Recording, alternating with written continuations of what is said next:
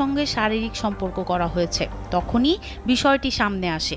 এমন অভাবনীয় তথ্যের পর গোপন সোর্সের মাধ্যমে ধর্ষণের সত্যতা নিশ্চিত হয় পুলিশ। এরপর সোমবার আসামি আবু সাইদকে আটক করে। জিজ্ঞাসাবাদের মুখে ধর্ষণের সত্যতা স্বীকার করে সে। এই পৈশাচিক ঘটনা ঘটেছে ময়মনসিংহ মেডিকেল কলেজ হাসপাতাল মর্গে। ময়মনসিংহ কোতোয়ালি মডেল থানার ভারপ্রাপ্ত কর্মকর্তা মোহাম্মদ শিবিরুল ইসলাম ঘটনার সত্যতা নিশ্চিত করে জানান, অভিযুক্ত আবু সাইদের বিরুদ্ধে নারী ও শিশু নির্যাতন দমন আইনে ধর্ষণ মামলা হয়েছে। লাশ রাখার গড়ে একটা সুইসাইড করা মৃত ব্যক্তির সাথে অবৈধভাবে তাকে ডোম করে ধর্ষণ করে।